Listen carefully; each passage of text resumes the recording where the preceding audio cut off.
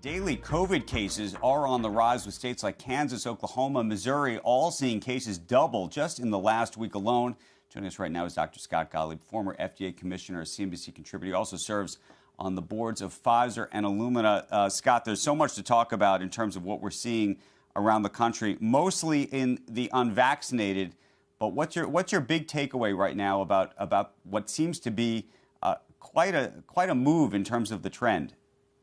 That's right. A lot of the disease that we're seeing is in unvaccinated people. Los Angeles County hospitals reported that they don't have a single case right now that's in an unvaccinated person. All their cases that they're admitting are unvaccinated people.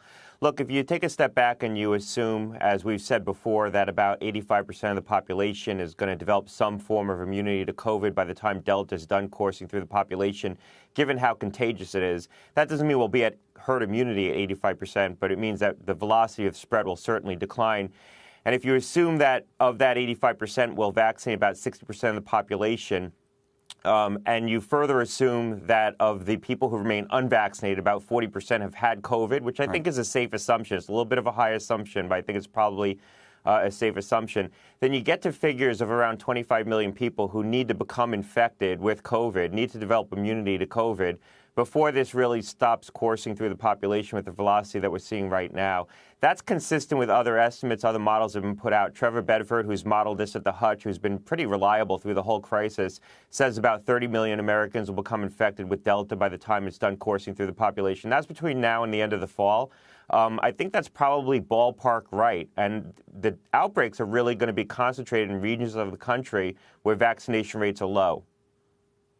Right. How concerned are you, though, that those who are vaccinated are maybe asymptomatic but potentially transmitting to others? Yeah, look, that's probably going on. But what we've seen in the data is that people who are vaccinated and become infected and are asymptomatic are far less likely to transmit the infection. In fact, that was the basis for CDC initially lifting their guidance that vaccinated people need to wear masks. So we do know that from the literature, from studies at this point. Now, with the Delta variant itself is more contagious. You develop probably higher viral loads early in the course of the illness. So could even a vaccinated person be more contagious with the Delta variant versus the normal variant, the old Wuhan strain? It's possible. We don't know that right now. It's certainly possible. But on the whole, someone who's vaccinated is going to be less likely to transmit the infection than someone who's unvaccinated.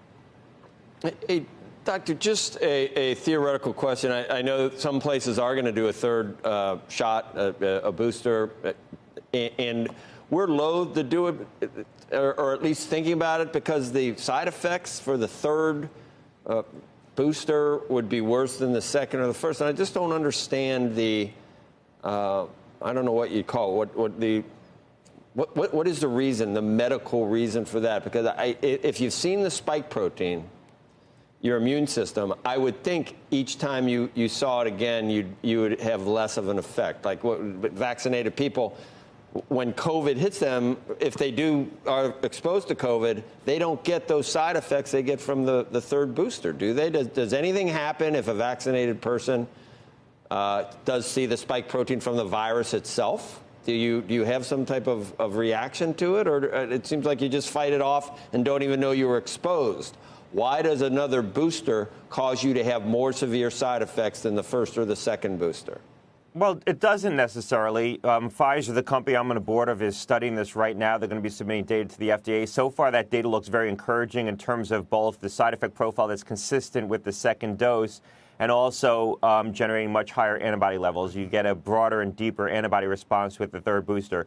I think what we're talking about is, do we need to boost the population of people who were vaccinated a long time ago and are more vulnerable to COVID? So think, for example, the 1.34 million residents of nursing homes who were vaccinated last December. Do they need a booster going into the fall and winter season? Or other older individuals who might be more susceptible to COVID who were vaccinated last January, so now they're 8-9 months away from their initial vaccination. Do they need a booster going into the fall and the winter?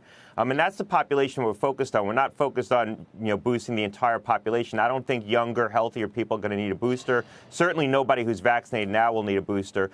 Why is the government slow to embrace this discussion? I think we're going to end up there. I think we'll end up boosting some complement of the population, the older population that was vaccinated a while ago. I think there's concern that talk of boosters will discourage people from getting vaccinated right now.